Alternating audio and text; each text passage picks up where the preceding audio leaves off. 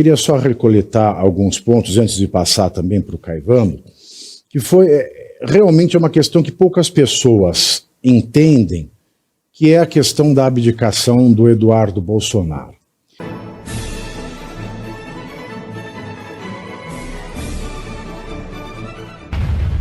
Queria só recoletar alguns pontos antes de passar também para o Caivano, que foi realmente uma questão que poucas pessoas entendem, que é a questão da abdicação do Eduardo Bolsonaro. Eu fui almoçar, eu não vou dizer aqui, não, vou até dizer porque isso foi público, com um jornalista que é de esquerda, é um dos grandes jornalistas investigativos da esquerda na revista Piauí, não é? O João Batista, e ele foi até os Estados Unidos entrevistar o Eduardo Bolsonaro, esteve na casa do Eduardo Bolsonaro, conversou com ele, conversou com a esposa, e ele relatou a grande dificuldade que o Eduardo tem passado nos Estados Unidos. E, é claro, a grande angústia vivida pela família, porque não é só ele que abdicou. Nós temos aí a prole, nós temos a esposa, que se casou com ele e agora vive num país distante, sem poder trabalhar, sem um círculo de amigos, sem poder ver os seus entes queridos. O Eduardo teve seu salário bloqueado, ele proibiu o pai de ajudar o próprio filho, e realmente o trabalho dele é abdicar de qualquer conforto para tentar ver que a justiça seja feita não só para o pai, mas também, é claro, para o Brasil, porque o devido processo legal é uma garantia, deveria ser uma garantia de todo o povo, e não só do pai. E se fazem isso com o pai, que foi presidente da República, conosco, né, com cada um de nós, com cada cidadão comum, farão qualquer coisa. Você mencionou aí as elites. As elites não deram repique, inclusive o agronegócio. E eu concordo muito. Eu, saindo da Revista Oeste, uma das grandes queixas que eu sempre fiz aos empresários da direita no Brasil foi: vocês não patrocinam a Revista Oeste porque vocês têm medo do governo. Vocês querem que o jornalista faça o papel do político, que o político faça o papel do seu advogado, e vocês não querem tomar posição nenhuma, porque aqui a iniciativa privada parece depender de um constante beneplácito do poder público, que hoje é de esquerda. Mesmo empresários encalacrados com o governo atual, com o judiciário, e um dos grandes heróis do empresariado é o Luciano Hang, no meu ponto de vista, mesmo as lojas Havan não patrocinam a mídia independente. Não cai nada do agro. Todo mundo tem medo. E aí eu pergunto, se a classe política, que só pensa no seu bolso, e ninguém, raramente, alguém como o Eduardo Bolsonaro surge, que abdica de todas as benesses de Brasília, para estar numa situação de penúria, para fazer algo que faz a diferença. Aí nós olhamos que a classe política, ela é tão devagar que, se o Silas Malafaia não faz uma mobilização para juntar milhões, centenas de milhares na Paulista, do bolso de político nenhum sai esse dinheiro.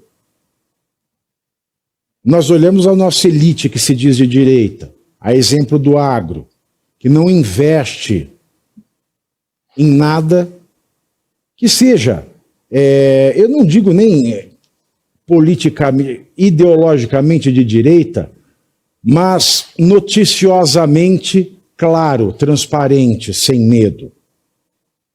Quem é o restante da população que sobra, que poderia fazer alguma coisa, nesse caso, de cultivar as sementes dos resultados vindos com a aplicação das sanções dos Estados Unidos. Já que a elite ela está mais interessada no bolso e que a classe política se revela no Brasil uma grande parasita do dinheiro público, quem é esse restante da população que poderia ter feito algo mais? Eu acho que o próprio cidadão comum se desengajou muito da política, viu, Pavinato? Minha visão hoje de mundo político é uma visão mais associada a um movimento que pode se chamar de populista, né, nacional populista, ou populismo de direita que está na moda, digamos assim, no mundo, e eu sempre explico muito sobre o que isso significa. Significa você dar mais poder ao cidadão comum e menos poder às instituições abstratas e às elites e a um establishment consolidado que controla quase todos os aspectos da sociedade, pode ser da mídia, no caso você tem uma Globo que representa um establishment de mídia, você tem uma Faria Lima que representa um establishment financeiro, um Joesley, que representa também um establishment financeiro, você tem uma classe política, os Ciro Nogueiras, as pessoas que não têm voto, mas têm um tremendo poder em Brasília, e o nacional-populismo acha que as pessoas deveriam ter mais poder. Claro, o STF é o maior símbolo disso, burocratas não eleitos que têm poder sobre absolutamente todos os aspectos da sociedade. A gente entende que o movimento populista é o que devolve à população o poder, é o que restaura a verdadeira democracia com o poder, com o Kratos na mão do Demos, né? Então, mas há um certo desapontamento aqui com a resposta popular brasileira. Por quê? Porque muitos brasileiros optaram pelo efeito avestruz. Eu encontro pessoas nas ruas e eu vejo elas dizendo o seguinte: poxa, eu acompanhava a política intensamente, hoje eu desisti de acompanhar esse troço porque é só desgosto, é só tragédia, a gente só toma derrota, então eu resolvi que eu vou tomar conta da minha própria vida e não vou mais prestar atenção em política. E eu olho para essas pessoas e falo assim: jura? Você realmente acha que a solução é você fingir que a sua casa não está pegando fogo? E nós temos, isso é visível, o Pavinato, você lembra? Eu não posso reclamar de audiência, né? O Paulo Figueiredo Show é líder de audiência no horário dele na tarde. Eu bato muitas vezes a Globo News na televisão com um programa na internet censurado, apesar de 8 contas de rede social censuradas em cada plataforma, e ainda assim eu consigo bater a liderança de audiência na internet. Mas a gente vê a audiência das pessoas caindo quando as notícias não são animadoras, e a gente vê o grau de desengajamento das pessoas. O Bolsonaro foi preso, e qual foi a resposta popular à prisão do presidente Bolsonaro? Absolutamente nenhuma. As manifestações, a última manifestação não foi uma manifestação tão expressiva quanto deveria, embora tenha sido muito expressiva, não tão expressiva quanto deveria ter sido, para a magnitude do problema em que o Brasil se encontra. Então, o que aconteceu com as pessoas? Elas estão desmotivadas. Eu falo assim, meu Deus do céu, agora o trabalho não é mais lutar pela liberdade política, o trabalho é ser cheerleader. Então, muitas vezes as pessoas falam, Paulo, nem pauta isso, porque não vai gerar audiência, notícia ruim. Eu falo assim, mas meu Deus do céu, eu agora virei cheerleader, então vou botar uma roupinha e vou ficar dando pulinho e cambalhota na televisão, para ver se eu motivo as pessoas. Então, eu brinco sempre, né? O próximo governo devia distribuir bolsa testosterona e bolsa Viagra para as pessoas. Porque as pessoas precisam. Qual é a alternativa? Você cuidar da sua própria vida, do seu próprio negócio? O quê? Você acha que você vai poder cuidar da sua loja normalmente e que as consequências de você estar ignorando a política não vão chegar para você? Você acha que você vai poder cuidar do seu emprego normalmente? Que seu emprego não vai ser afetado pela desgraça que está chegando ao Brasil? Você acha que é possível você gozar de liberdades mínimas sem que essas liberdades sejam afetadas por esse governo tirânico que decide sobre o que você pode falar? Você acha que o regime não vai se consolidar da mesma forma que todos os regimes totalitários se consolidaram? E nós tivemos talvez uma das maiores etapas de consolidação na semana passada, com uma canetada de um burocrata não eleito, que é o Gilmar Mendes, talvez a segunda pessoa mais poderosa do Brasil, se não a mais poderosa. Você acha mesmo que se você ignorar esse tipo de coisa, nada vai acontecer com você? Ora, eu lamento, porque eu encontro graças a Deus tem uma comunidade muito grande, muita gente visita aqui o lugar que eu vivo, e eu vejo pessoas boas, pessoas trabalhadoras, pessoas com bons valores, com valores morais, que cuidam das suas famílias, e eu vejo pessoas insatisfeitas, mas eu não vejo pessoas com capacidade de ação. E talvez o grande mérito do presidente Bolsonaro, ao longo de toda a sua trajetória política, tenha sido servir como símbolo aglutinador para a ação das pessoas. Mas, ao que parece, eles conseguiram se livrar até certo ponto do símbolo aglutinador e anestesiar a população. Então, sim, há uma insatisfação e uma decepção com as elites políticas brasileiras. Eu acho que a nossa oposição não fez tudo o que poderia ter sido feito, embora haja exceções, assim, incríveis, mas a nossa classe, muita gente estava preocupada em preservar o próprio mandato e o próprio interesse, com medo das consequências.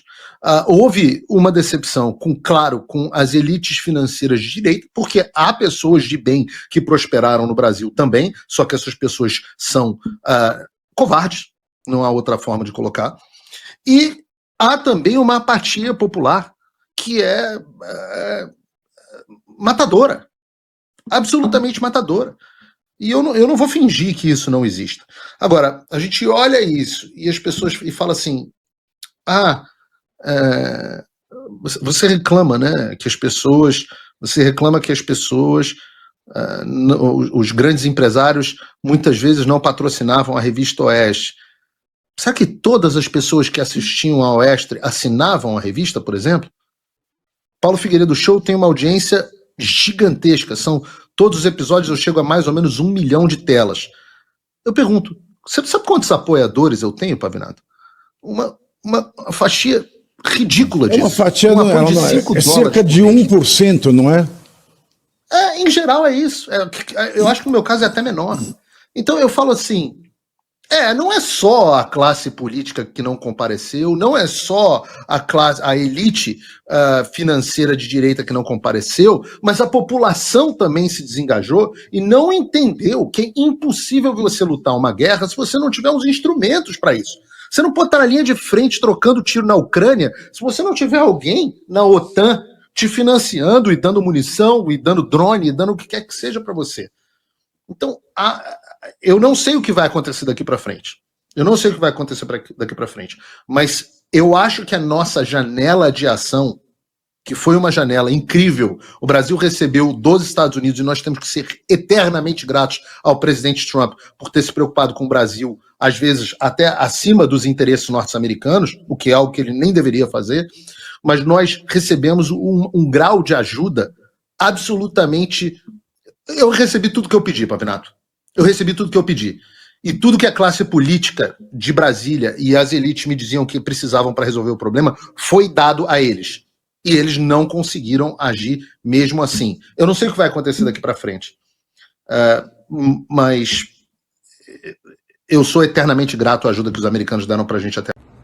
E você aí já está preparado para ter todos os argumentos para dizer que Marx não foi um cara legal, para dizer que o comunismo não é um lugar para diversidade, para desmontar essa grande fake news histórica da esquerda, que é repetida por nossos professores de história, de geografia, de sociologia, que é repetida nas universidades, que é repetida nos livros.